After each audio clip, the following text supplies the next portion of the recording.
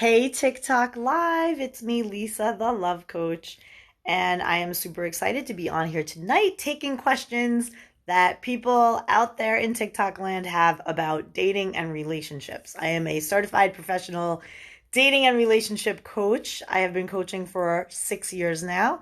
I absolutely love what I do. I help people get over breakups, especially breakups with toxic, narcissistic people.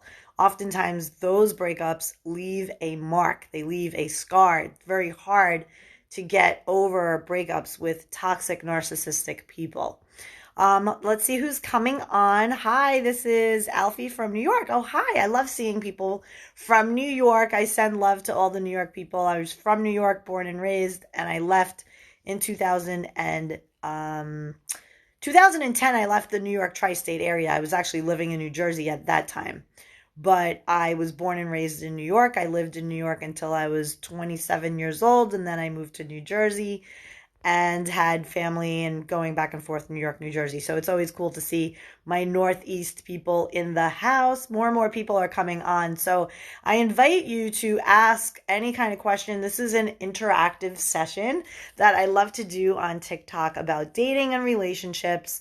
I figured I would begin with a popular topic that a lot of people ask me about, which is that of toxic narcissistic relationships. They're really hardcore. A lot of people out there are very damaged and they are preying on other people to suck the life out of. Horrible.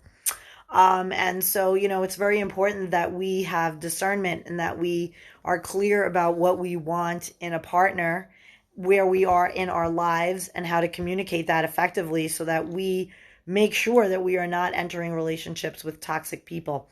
And the one way to make sure that you do not enter a relationship with a toxic person is to work on yourself. I found that the more and more I learned to love myself and to put my own needs and my own values first, the clearer I got about how I wanted to be treated, the kind of people that I would give my time and attention to. And I started to feel better within myself. So the types of people I started to attract completely changed. So that being said, a lot of people are coming on here, and I wanted to know if you have any questions about dating and relationships and what's going on in your life. So this is interesting. T. Daly says he wants a freaky freak. Well, that's cool. Then you should have exactly that. Something that's really interesting with that is a lot of people have an idea of the type of person they want to be with, but they don't really believe that that person exists. So they end up in this situation where they're on their own and they want to be with somebody, but they don't believe that their person actually exists. So it creates like this cycle of doubt and disbelief. And it's actually what's blocking them from having the love that they want. Okay, so Terrence says, hi, Lisa. I'm 56 years old, divorced man. I'm trying to date online. Is this the way it's done now? Well, that depends. I don't date online. I don't recommend it to my clients as well. I find that dating online is a convenience. I understand that. However, there is a strategy that you have to have in order to date online. Number one, are you 100% clear about what you want in a partner? And is your partner online? So I knew that the kind of man that I wanted was not going to be dicking around on online dating. The kind of man that I'm with now is just too busy for online dating and too just up in different stuff. The type of man who just, goes out, is social, and strikes up conversation and meets people. And I'm the same way. So because I'm that way, I know that I can go out to anywhere and meet great people everywhere I go. It's a belief system. So a lot of people who are in doubt and disbelief and they have this attitude of, oh, it's so hard to meet people. And it's so difficult and people aren't going out as much. And, I don't know what state you're in either. I'm in Florida. People are out and about here all the time. I actually just met somebody in February, dated them briefly, and then it wasn't for me long term. So I broke up with them, and then I met somebody in June, all organically. None of this was online. I was simply out and about, living my life, enjoying my life, and I met somebody. So ask yourself, search your soul. Is your ideal woman on a dating app? Or is she just out and about living her life? So it really depends. And also, if you are dating online, there is a way to go about it. And I teach that to my clients, basically having a strategy. What happens when you connect with somebody online and you are bantering back and forth? Like, what do you do then? How do you get them into perhaps a video phone call so that you could see that they look like their pictures? You can see that they're actually who they are. And furthermore, what are you asking them when you get into this conversation with them so that you can better ascertain if they are for you? Are they, same values, same types of things that you like to do together? So there is definitely a way to go about online dating. Personally, it's not really for me. It's not really a method that my clients particularly like because, again, I coach very type A, alpha type people who are, killing it professionally. A lot of them are entrepreneurs. They have their own businesses. They're solopreneurs. So they don't really have the time nor the desire to be distracted with online dating. So they tend to meet people organically. They go to seminars. They go to, conferences, different things to better themselves professionally.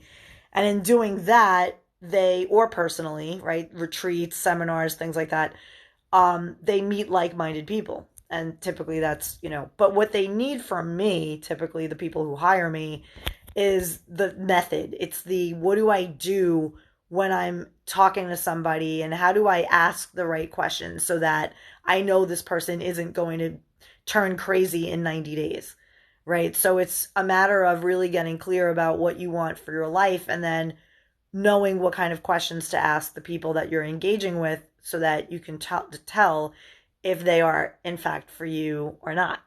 So I hope that helps you. I hope that answers your question. I know I'm 50, so I know I'm right there with you.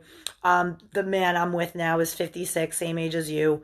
He was in a 2-year relationship that he ended.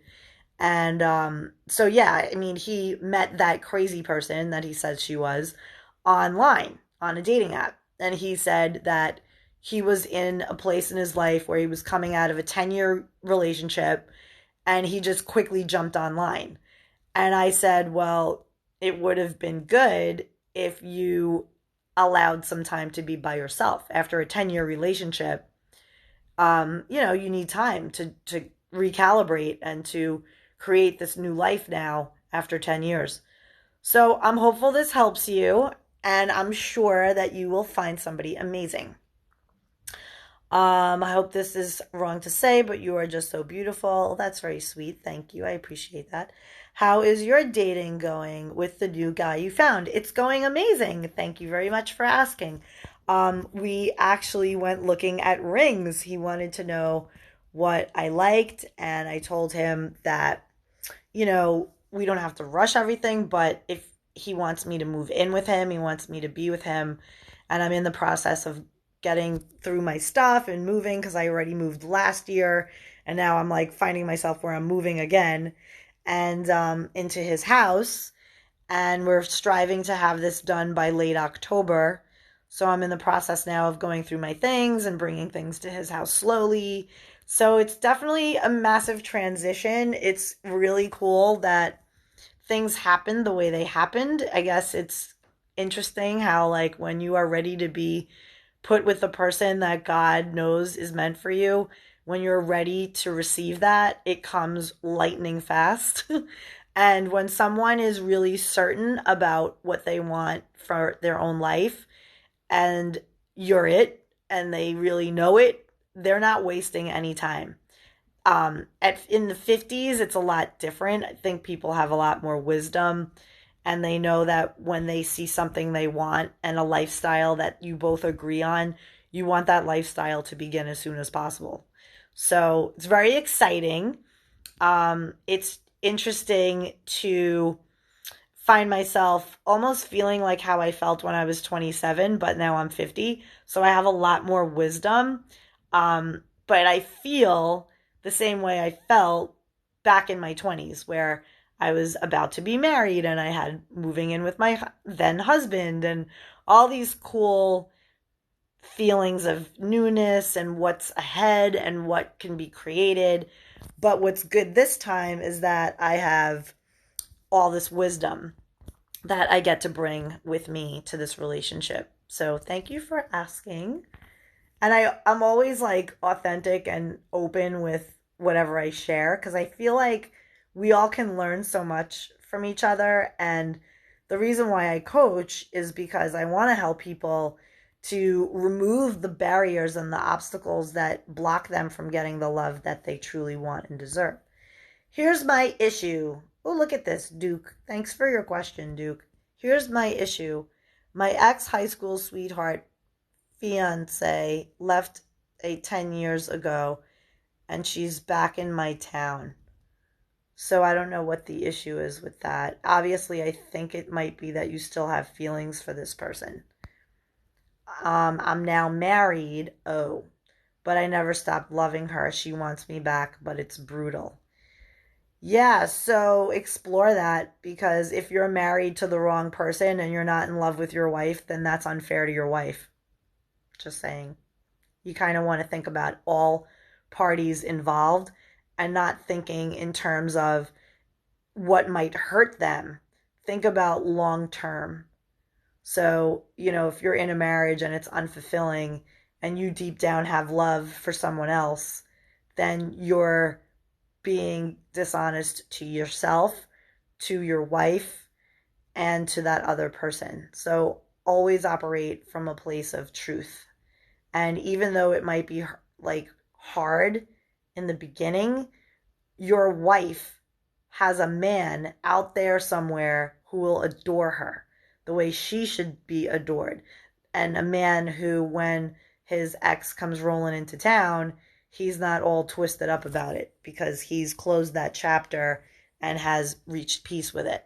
But if you genuinely are in love with this other woman and she's back and you're talking to her and you're even exploring that, that is something that needs to be handled with your wife because it is a form of cheating. It's a form of betrayal. It's a very dangerous slope that you are walking on. So I hope that helps you. Just be super honest with yourself and be super honest with both people in your life.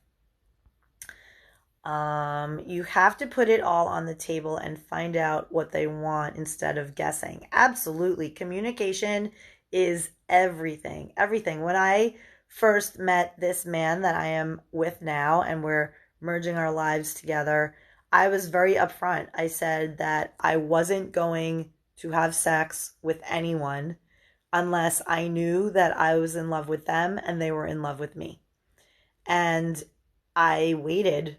I think, waiting to have sex with somebody is probably the best thing I ever did personally at this age and stage in my life. And here's why. It showed people that I value myself. It showed people that I was ready for the real thing and that I wasn't going to entertain anything that was not the real thing. I wasn't interested in a hookup. I wasn't interested in anything like that. I wanted to be with the man who would ultimately become my husband. And I think once I admitted that and owned it and then was totally honest with myself about what that even looked like, the kind of man I wanted, the kind of lifestyle I wanted, and what kind of business I wanted to run, and how this man can potentially introduce me to people and help me to create what I want to create for my own business too, and just have this like really good partnership.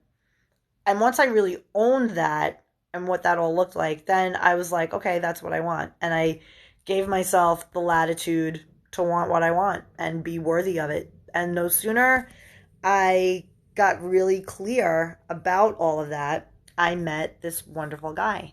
And it's been really interesting. Our courtship was amazing. Like, we are still courting, but yet I'm like moving into his house. So it's pretty interesting, but we're in massively deep, intimate communication all the time. And like, we're starting now to see how we are when certain things in life come up, and how we handle them, and like how our mood changes if something doesn't go our way, and just the little day-to-day things. So that's the part that I find really interesting, and it's really going to help me grow a lot too. So that's really, really good. So let's see if anybody else. It's difficult to meet all the snow addicted to drinking, and I can't stand people who think that pot's okay. So here's what I'm going to challenge you to do, okay? The people out there who are watching this, here's a technique that's going to help you when it comes to attracting what you want in a person, money, whatever it is that you are looking to attract. It's a little law of vibration, law of attraction technique that I'm going to share with you that's really powerful. A lot of people get stuck talking about what it is they don't want. So like in this case, people who, I don't want somebody who's a drinker. I don't want somebody who's into pot. So what I challenge you to do is switch that and flip that into what you do want, and speak that into existence. Because here's the thing. Whatever we put our attention on, whether good or bad, that's what we attract more of. So our words are incredibly powerful, because our words will dictate the state that we're in, the energetic state that we're in. So if we're focusing on negativity, we're focusing on, I don't want somebody who's this, I don't want somebody who's that, you're probably going to call in exactly that. So instead, focus on the positive things that you want in a partner. So, for example, in this case, somebody who is drug-free, somebody who drinks socially, somebody who can handle their liquor and know their limits, somebody who's healthy, mentally strong, healthy body, healthy mind. So start looking at what it is that you do want and put the focus only on that. It's a really fun challenge to do, and just do it for like a week. Just catch yourself like, oh wait, I'm in the negative. What can I say about this to shift it to a positive? And you're going to see how different people, you'll start attracting different people. You'll start attracting better circumstances, better opportunities that really totally help you. Florida, Central Florida. Hello, Central Florida. I remember you met him at a party. I envy you. Yeah, I met him at my good friend's dinner party. And it was just, I didn't have any attachment to any outcome as far as meeting somebody. I was like, I meet great people all the time. So I'm just going to roll up, go to this party, have fun, be there for my friend. And I think in that vibration, in that essence of just coming in, having fun, not really looking for anything. And also I was just like, I just had ended something. I was dating this guy for like 3 or 4 months, and it wasn't for me. And I do this thing where I proceed like 1 month at a time. So let's say I meet somebody like this guy. I met him on the 19th of the month. So in my mind, I'll say, okay, next month on the 19th, I'm going to decide if I know enough about this person to continue another month. And I'll tell them, like, I really like you, and the last month has been really fun, and I want to continue getting to know you better. And I'm up for another month. Are you? And it's like a playful, flirty way to express interest, and also not overwhelm them with way too much too soon. So I was just like, I want to take this month to month, date by date. And what ended up happening was, because I made a conscious choice to not have sex until I knew he was falling in love with me, or was in love with me, or is in love with me, because he is. And I felt the same. Until that happened, I was like, I just want to continue doing what we're doing. And, it's just like really different when you do that with somebody. When you consciously say, I don't want to have sex until I'm in love with somebody. It's a very powerful, high value thing to do. Hi, Lisa. I'm 37, dating a 23-year-old, and I'm trying to figure out how to bridge our maturity levels. Well, you can't change anyone, and I invite you to go a little deeper with yourself and ask why you're dating a 23-year-old if you know the maturity level isn't aligned. So there are things that you want out of life that a 23-year-old does not want yet. Maybe they will in years to come, but it's almost like you would be stifling their growth if you continued with this person. 23 is 23. There are certain things, there are certain life experiences, there's certain lessons that one must learn between the ages of 23 and 30. And there are other lessons that people must learn from the ages of 30 to 40. So every decade comes great wisdom. And this is the problem with dating somebody too old. They've already learned these lessons. And sometimes it might hinder that other person to go through the growth curve that they need to grow through and go through in their own journey. So when you're saying you're trying to bridge our maturity levels, it's telling me that you're ready for something a little more serious and she's not mature enough to handle it. So that's something for you to consider. It's not about changing her and about bridging your maturity level. It's about accepting her for where she's at in her life. And 23 years old, there is a lot of wisdom that has to come. There's a lot of experience that this young person needs to have so that they can be the version of themselves that would be right for you. So if you're 37, I would encourage you, find somebody 30. Find somebody who within 5 years, 30, 32, maybe did the partying scene already, got a lot out of her system, probably wants to settle down, have a husband, have a wife, have a life, build something together, more maturity, no need to be out till all hours of the night. Just get really clear on what it is you want. I think a lot of people are dating by default. They're not dating with intention. I see this all the time in my coaching practice. A lot of people come to me, oh, I can't find somebody. I'm like, well, talk to me about who you're dating. Talk to me about the people you're going for. And is that aligned with where you are in your life, the things that you want right now in your life? So this way, you're not waiting for someone to catch up. You have 37 years of experience. You know what you want, right? So, why mix it up with a 23-year-old? And also, furthermore, 23, 37, do the math. How old are you going to be when she's 40? Right? Like, is she going to want to hang with that? What if she's like, dude, I'm still young and you're old as fuck and I want to bounce? Right? Like, think of these things. Be really serious about this. So I hope that helps you out. And let's see who else has some questions.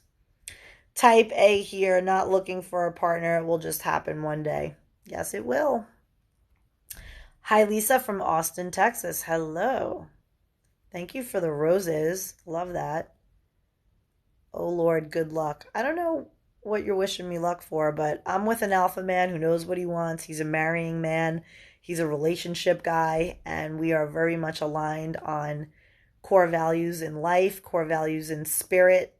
The sex is on point. We have fun together. He's serious. He's serious about me. He's serious about himself. So all good with me. Hello from France. Oh, hello. Sending love to you in France. Hello, I'm from Russia. Amazing. Hello. I like your hair, eyes, and your voice, girl. Thank you. Very nice. Hello from Russia again. Wow, you're incredible. You're the most beautiful girl I've ever seen on any social media. Wow. So you probably don't have an Instagram account. Because there are some gorgeous girls on Instagram. Very, very pretty girls. Makes sense what you say. Why are you nervous? I'm not nervous about anything. If you liked spankings, say it up front. Yeah, whatever you're into. Like, be open and honest. Open and honest is the best. Nothing makes you wiser than age, just facts. Amen to that. But I will say this. I'm 50 years old and I've coached people from as young as 25 and as old as 60, 63. And there are people who are in their 20s. They have so much wisdom. They are just old souls. They are so ahead of the game in the work, their inner game, the work that they're doing on themselves, taking courses, wanting to better themselves, hiring coaches. And then you see people who are like, in their late 40s, 50s, 60s, and they are hot messes. And they're just oblivious, right? So age doesn't really, I come to learn that, yes, a lot of wisdom does come with age simply just by having experience. But if you're not, doing anything to better yourself on a day-to-day basis, then you're just kind of floating around like a feather in the wind. Okay, so I love these personal questions. These are great. I got somebody on here. Can't really see his name. Not really understanding his handle, but are you married? No, I'm not married yet. I am getting married, but I am not married yet. No. 2 times 25 is 50. I do not know what that means. Your Tinder still says New York. Well, I am not on Tinder, so that is a fraudulent Tinder account.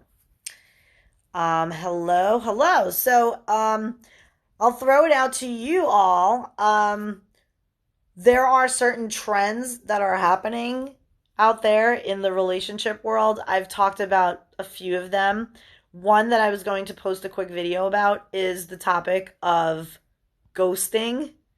And people get confused between ghosting and just not clicking and just not having interest. So there are a lot of women out there, and men too, but it's mostly a thing I see with women, where they'll go out with a guy, and they'll go out a few times, and the guy isn't really interested, and he just kind of fades out, doesn't really respond to text, doesn't call anymore. And these women go online, and they start ranting about how they were ghosted. Oh, this guy ghosted me. That's not ghosting, right? That's not ghosting. Ghosting is when, like, for example, the relationship I'm in now, right? Imagine this. I am partially moved into this dude's house. I have boxes around my house. I'm starting to pack my stuff. Could you imagine if all of a sudden he ghosts me? Meaning he just goes off the grid, no response to any calls or texts. Well, under these circumstances, I legit would show up at his house. I have half my belongings there already. He's telling me about merging lives. So it's a very different situation. But where there's similarity, and the point I'm driving home here, or trying to anyway, is that true ghosting requires the impression or the belief that you both are actually in something that is progressing. Whether it's boyfriend, girlfriend, or you're exclusive, it's like you genuinely believe that you and this person are moving forward in the same direction. And then all of a sudden, out of the nothingness, they fall out. They don't call you. They don't text you. You're trying to find them. You even think maybe they got into a car accident because you're like, they could be dead somewhere. Like, you're on that type of page with this person. And it's so jarring and emotionally traumatic to people when they get ghosted, because it messes with their ability to trust people again. And it messes with their ability to trust themselves. That's the piece of it that really makes it a struggle. And so I've coached people who were ghosted and they try to go date again, and they are in such fear because they don't want to be ghosted again. They don't want to invest their time and their energy and put attention on somebody only to have it fade out and blow up, right? So what we do is we remind ourselves that we can't control other people. We can only control ourselves. And if we are that attached to the outcome of being with somebody else, then there's probably opportunity for us to work on ourselves and to fulfill ourselves. Because there are a lot of people out there who are so afraid to get close to other people because they don't want to be disappointed. But what if no one can disappoint you? What if it was completely impossible for you to be disappointed whether or not somebody wants to be with you or not? What if you lived a life where you were so secure in yourself that if somebody chose to be with you, great. And if they choose not to be with you, then you automatically don't want to be with them and you move on with your life and you accept the truth of what it is. And you are like, okay, I only want to be with people who want to be with me. So if you don't want to be with me, then I'm not going to beg and I'm not going to make a case for why you should be with me. I'm not here to convince anyone to be with me. And I think in that posture, you become more confident. And you don't have to be mean about it. You don't have to be bitchy about it if you're a woman watching this. But you just have to have this emotional intelligence with yourself and the ability to self-soothe and the ability to communicate and say, listen, I love you. I love what we have. But if I need to leave it, I will leave it.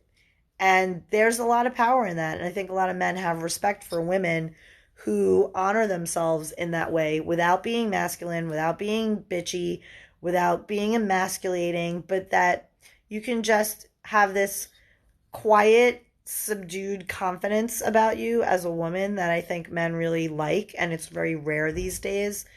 And I could even get into this topic of feminism. I love talking about that because I think modern day feminism is complete bullshit, and it's actually destructive.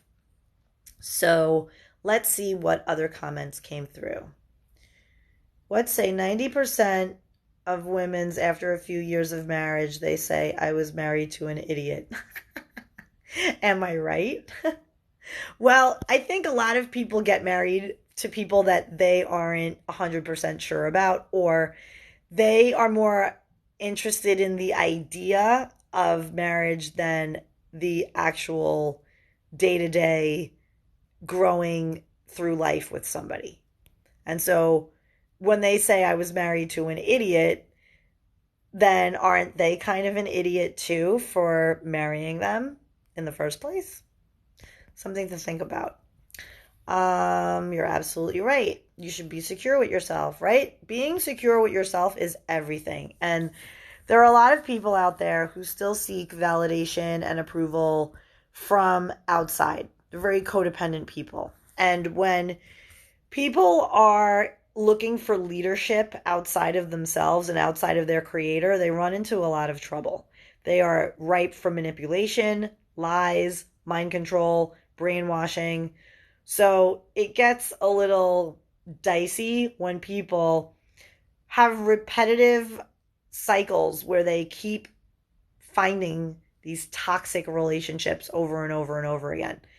And I find a lot of times like women out there are so bitter and they blame men, and they really should be looking at the bigger question, which is not an easy question. It is not an easy question to ask. But when we start taking personal responsibility and we say, okay, I keep attracting these people, these types of people, whether it be cheaters and liars or whatever pattern you have of the kind of people that you attract. And you say, I keep attracting these kind of people. Instead of blaming and complaining about the kind of people you attract and trying to change them, it is far easier for you to ask the question, what is it about me that attracts that? Because you can't do anything about them, but you can do a whole lot about you. And when I did that, my whole world changed. I was like, oh my gosh, I was attracting non-committal people, guys who only wanted to be friends with benefits. And why? Because I wasn't truly committed to myself on any big level. The second I really committed to myself and I got clear on my values and my standards and what I would entertain, what I would not, how I wanted to be treated, and most importantly, the kind of man I wanted and who I had to become as a woman in order to be appealing and attractive to that type of man. When I got clear on that, I made that my inner work. I made that my journey. I said, this bitterness, this masculine energy, this is repelling the very kind of man that I wanted. And then I would attract all these beta males, all these bullshit, broke ass beta males who knew nothing of nothing about where they wanted to go in their lives. They were living for the moment, no future plan for themselves, let alone somebody else. And they were just non committal and, quite frankly, not that intelligent and very sensitive emotionally. They didn't know how to hold space for a woman. And I was ending up being the man in the relationship, and I just didn't want that anymore. I wanted to be led by a strong alpha male. I wanted a man who can say, here's what I'm thinking I'd like to do in the next 5 years of my life. And I know that I could probably achieve it quicker with the right woman by my side. And then be that woman. Like, what do you mean? Like, what do you want that woman to be? What would work for you? And never once in having that conversation with the man I am with now, never once did he say, oh, well, I want a woman who's making XX amount of money. I want her to be a corporate girl. I want her to never, ever, ever. He didn't even mention. He said, what I like about you, Lisa, is that you are in a business that's of service to people and that you like to write and you're passionate about blogging and putting out video content. And like, you just have such passion for what you do that you can't fail at it with that kind of passion. Right. So he didn't care though I was like, well, you make like way more money than I make. He's like, I don't care. I'm not interested in your money. I'm interested in you, the woman, the mind, just the essence of you, the whole thing that you are. And for me, that was really strange because I was used to dealing with these weak ass beta males who didn't have a plan, wasn't really directed professionally. They didn't really know what they wanted out of life, but they were fun and they were nice and they were generous and they were, they were just like a fun person to hang out. There was a great friendship there. And love develops with people like that, but that doesn't mean that you have what it takes to create a spectacular future and living your present life in the best mindset you could possibly be in that really elevates you and helps you be a better person. Yes, we should do the same for you. See the pattern, right? Seeing the pattern is super important. Flicks the top of your cowboy hat. Howdy there, little lady. Well, hello. Thank you for joining. I love that, people come in and out of these TikTok rooms and stuff. So that's why I always leave it open and I invite you to comment. I like to have conversations with the people when I do these things and ask me questions, and not necessarily about me, but maybe you have questions about your own relationships and the own stuff that you have going on. And sometimes people don't like to comment like that on social media. I totally understand that. Sometimes people are more private and personal. So that's why I include my email on my TikTok bio profile. And you guys can definitely drop me a note. You can go to my website. You can take the free quiz that I have on my page here at TikTok, where you can see what is your love block, what blocks you from getting the love that you truly want and deserve. So I created this really cool quiz that helps you determine that. So let's see what else. What other hot topic is going on in the world of dating and relationships? So I think another interesting thing worth mentioning is being together, but also being an individual. And oftentimes, if you're not careful, there are people out there for whatever reason, whatever composes their backgrounds, right? Their pasts, they can be very controlling. They can be wanting all of your time, wanting to almost create like a little bubble for you where all you're doing is going to see family and spending time with them. And you don't really necessarily have to have friends. And I am a very friendly, gregarious, like fun person. But I also do like my privacy and my space.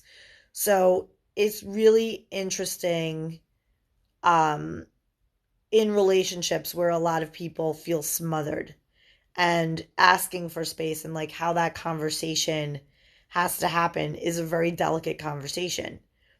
And I find the more I am on point with my own schedule and my own goals and my own business and just the stuff that I'm doing for me, my self-care, working out, preparing meals, like just taking care of myself, the more I have going on, the more that man in my life wants to be around me. Like they can't get enough of you. Like I know there are a lot of men on this, but like I'll throw it out to you guys. Like what do you like better? A woman who's just at your beck and call, waiting for you to make plans with her, just kind of on standby for you? Or do you like a woman who has her own thing going on and then is psyched to hear from you when you reach out and has, money coming in and she's just like building herself up and takes care of herself and has a good network of friends and just has this really cool life. But then you come in and she's like, yeah, like I definitely want to make time for you. I want to see you and hang out with you and get to know you better and whatever. So I feel like it's really important to have your own thing going on, your own life, your own autonomy, so that when you mix it up with somebody else, you're bringing a whole complete person to them and they're bringing a whole complete person to you. And you're not trying to be something that you're not to please them just so that they don't leave you. Because that's like dysfunction. That's where like that needy, clingy energy comes in from, and not good. Not good energy. Not helpful for relationships. So I am Lisa, the Love Coach. I love all of you here for coming on. If you're on TikTok and finding me there, I love you too. Please feel free to reach out to me at lovequestcoaching.com. That's lovequestcoaching.com. There you can take the free Love Life assessment. You could connect with me, book a session with me, and you and I can have a one-on-one coaching session, handle whatever is blocking you from the love that you want, whether you're in a relationship or not. Takes a strong-minded person, a big shoulders man to handle a strong-willed woman. All what suits you. Yeah, I mean, I feel like it's like more about men being masculine and women being feminine. And when both people provide space for the other person to shine in their best masculine form and their best feminine form, then people get along amazing. But it's when women try to be too masculine and they're too like doing instead of being, and they don't know how to communicate in a way that inspires conversation. It's more of an accusation or blaming. That's going to repel men all the time, especially alpha males who will not tolerate that shit at all. They just don't. And it's about knowing as a woman what it is you want and owning it and just being really secure in what you want from a relationship and then sticking to it and walking the talk. So, like, I don't know if you were on here from the beginning, but I entered a relationship about 3 months ago, coming up on 3 months ago. And when I tell you the level of certainty that we both had for each other, probably like a month in, for me, I needed more time. He was like, I knew the fourth date that you were it, period. Like, that you would be my wife. And I was like, oh my God, that's amazing. Like, I never in my whole life had somebody that certain about me. I've always wanted it, and I've always heard stories that guys, I was talking to a bunch of guys' husbands, and I was doing a focus group, and I asked them, like, when did you know that your wife was the one? And I'd say out of 10 men that I was talking to, 7 7 of them said within the first month. And out of those 7, 3 of them said within the first 3 dates. So I guess guys just like really know when a woman profoundly impacts them and they have like this level of certainty with this woman. I guess with women, we might need more time. So in that spirit, I did not have sex with this man until I knew that we both had fallen in love with each other. And it was the best thing. It made it so intense. Like our relationship, like we couldn't get enough of each other. There was a lot of, but not just sexually. It was very like meeting of the minds. Like we would have hours and hours of conversation and just a genuine desire to like get to know each other and all of our stuff, just the good, the bad, everything, what we learned from it. So it's just like really important that you get clear on what it is you want and you own it and without any shame in your game. Okay, let's see. What else? We all want pizza. Dude, seriously, I think I'm going to make myself pizza tonight. You just planted pizza in my head and now I want pizza. Like a woman that's got her own thing going on, knows what she wants, black hair, brown eyes. Oh, you're cute. Thank you. Very sweet. Nice to meet you. Nice to meet you too. So I wanted to blow on here and just have a chat and see if I can help the people and, give some insights and things and share a little bit about what's going on in my life so that it could be possibly a learning for whoever comes on the TikTok to hear it. Thank you so much again. I'm Lisa the Love Coach and I am at LoveQuestCoaching.com. I'm also Lisa the Love Coach on Instagram. And if you go on my Instagram, there you will see longer videos similar to these that I've done on Instagram TV. So much love to you. Until next time. Thanks so much. Bye.